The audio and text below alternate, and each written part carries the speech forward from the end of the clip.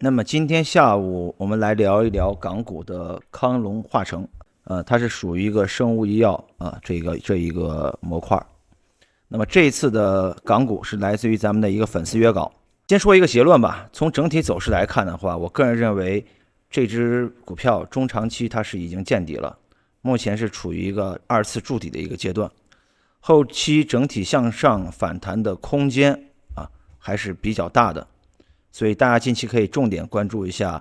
这只股票等待这个机会的一个出现。接下来我们继续从波浪理论的角度来分析一下这只股票整体的一个走势。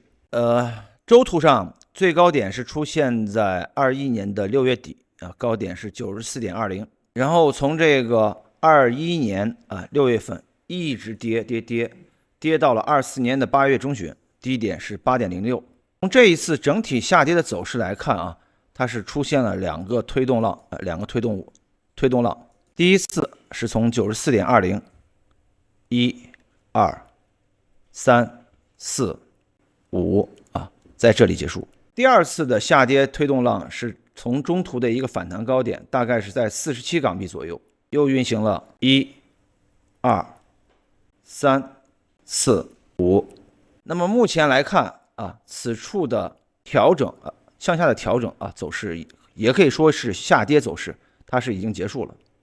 那么后期向上，它必然会有一个类似于 ABC 的一个反弹的形态反弹形态。那么目前我们从周线上来看，它可能仅仅是拉出了走完了反弹的一个 A 浪，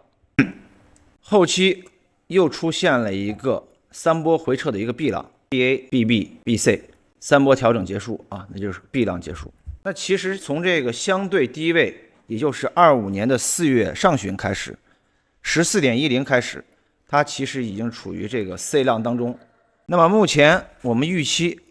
就是看涨做多的这个思路呢，就是因为它处于这个 C 浪。那下来我们就具体研究一下此次 C 浪上涨的一个内部结构和整体向上的一个反弹空间幅度在哪里。首先我们还是在周线图当中画出黄金分割，可以看到前一次 A 浪的反弹，它虽然没有摸到黄金分割 0.236 的压力位，也就是 28.40， 但是它在之前的一个反弹高点的位置选择了再次探底，这也是能说得通的。那么下一次 C 浪再上涨起来的话，它必然首先会突破 A 浪的高点，然后再去测试236甚至于382的位置。所以后期这个 C 浪上行这两处的压力我们是一定要重点关注一下的。两个点位分别位于 28.40 或者说是41，主要还是看这个 C 浪内部的走势，它是否会是一个强势拉升的一个状态。下来我们具体再切换到天图来看一下这个 ABC 的反弹走势。从整体调整的一个幅度来说，日线图当中这个 B 浪，我们可以看到它是已经回撤到了黄金分割 0.764 的位置也就是12元港币左右。可以说三波形态完整，同时回撤的幅度也是非常充分。那么此处这个 B 浪的低点，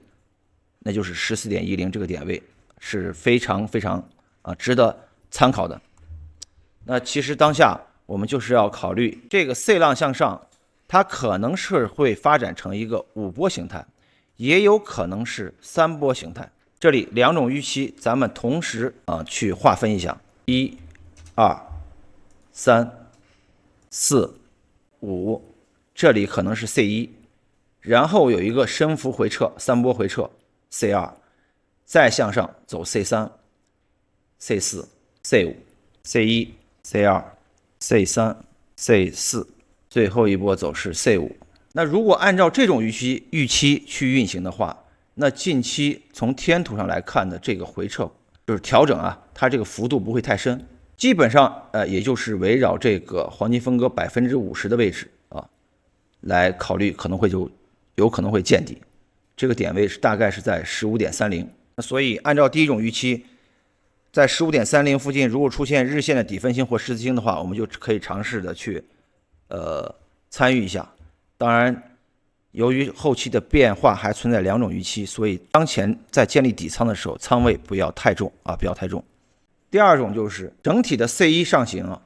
它起始的阶段，它并不是会走出一个所谓的5波推动，仅仅是3波走势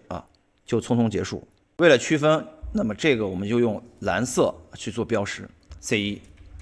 那如果 C1 只是3波走势，它就匆匆结束，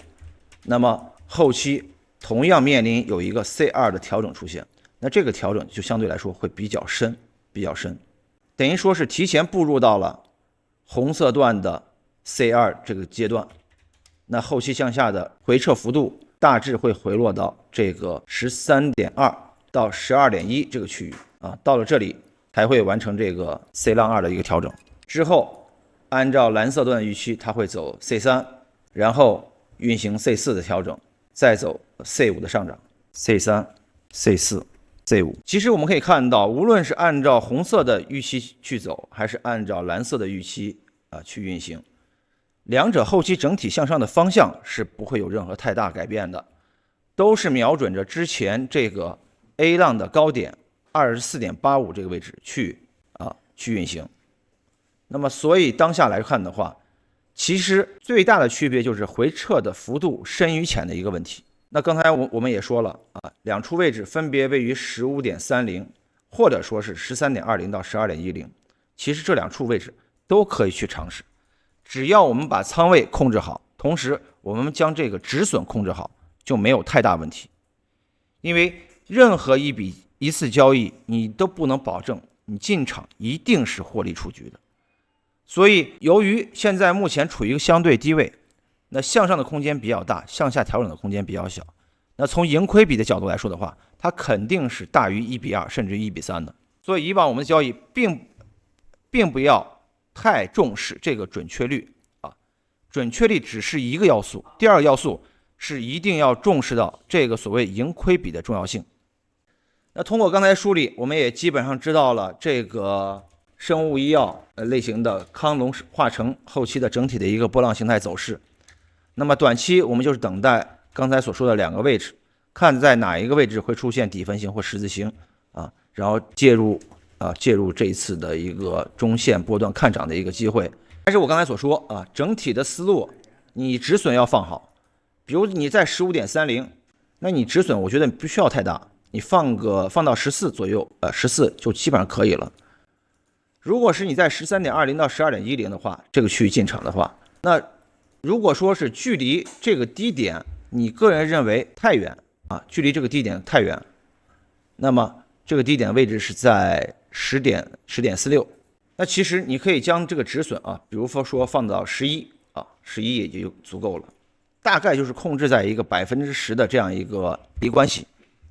同时你仓位再控制在比如底仓只限 20% 或者 30%， 那你算一下单次亏损的成本，那基本上是你控制在 3%、4%。 但是后期整体上涨的目标我们可以看到，先看到前期 24.8，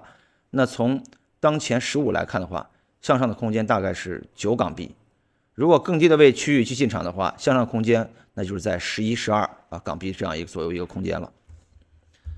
那么以上就是今天下午咱们关于这个港股康龙化成的整体走势波浪结构分析。那么如果大家有其他感兴趣的品种，也可以继续给我留言。咱们分析的大类主要是港股、美股、数字货币、期货以及金银油。好，今天下午的视频到此结束，我们下一期再见。